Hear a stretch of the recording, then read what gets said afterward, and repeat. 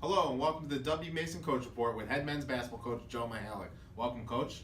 Thanks for having me, Steven, and hello to everybody out there. Coach, coming off with just one game last week, you visited Siena, a tough loss up in Albany. Just talk about your thoughts about that game.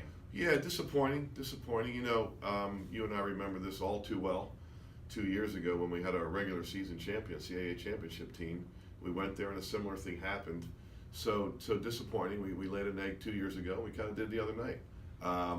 People talk about trap games and things like that, and I really feel like we went into the game and talked about those things. Some coaches choose not to, but we talked about them. We talked about 2 years ago. We talked about a dangerous team at home, and for whatever reason, we just didn't, especially defensively, we just didn't do the things we needed to do to get the job done. Is this ultimately the type of game that really you can learn so much more from a loss than a win? That saying goes, like, your guys learned a lot about themselves, and you kind of learned a lot about your team from whether how you responded or how the game played out. If there's a silver lining to this, it will be that we did learn from it, and by having that game, it'll keep us from having another game like that. You know, when you lose, your mistakes are magnified, and we sure did take a look at all those plays that were not made and so forth the next day when we looked at the tape. Let's talk about a positive in that game. Rokas Gusti is probably his best game of the season, maybe his best game of the last 2 years. 18 points, 15 rebounds, went over 1,000 rebounds for his career. I mean, just an incredible career, tremendous human being. Just talk about the milestone and just kind of his career a little bit. Yeah, I think he's going backwards here. I think he's playing the best basketball of his life right now. You know, he's confident offensively, which he struggled with before. I think he would tell you that. But he's confident offensively. He's getting every rebound like he always does. He anchors our defense. I don't think people realize that so much, how much better we are defensively when he's on that floor. He's like that middle linebacker on the football team that just makes everybody better defensively. But, you know, his accomplishments speak for themselves. You know, 1,000 rebounds, I mean, you and I would probably agree on this.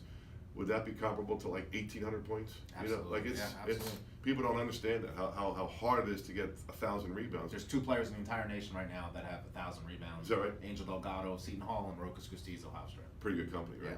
So it's amazing what he's done, and he deserves all the credit for it because he works so hard. You can't get him out of the gym. He's trying to get better. He's done a great job, I think, with his body too. He's a little trimmer and he's running better, and you know, he deserves for these good things to happen, and hopefully it'll happen for another 25 or 30 games. One of the other things he's doing really well this season is offensive rebounding.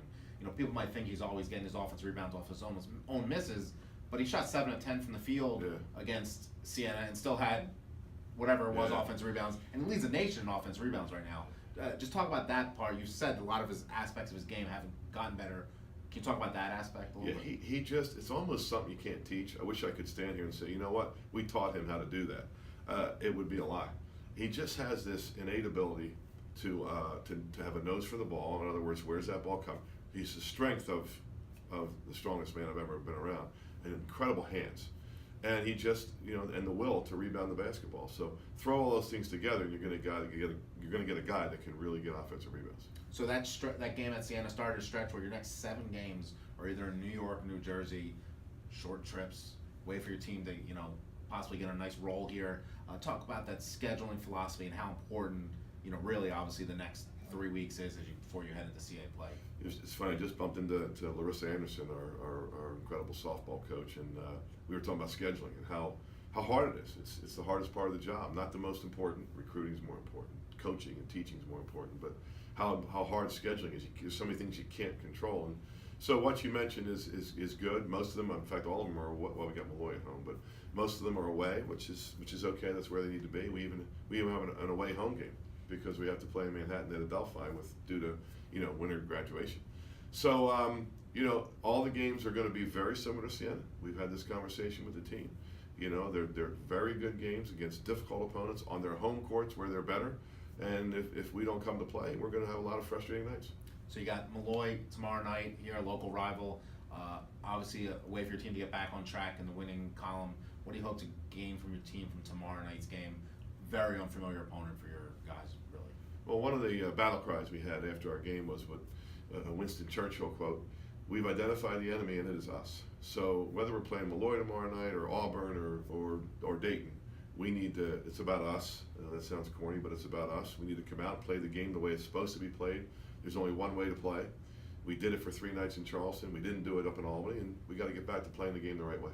And after you turn the page after the Malloy game, it's a 4-game stretch: Monmouth, Ryder, Stony Brook, and Manhattan. Really just incredible rivalry games against teams that you're very comparable to, and just local rivals.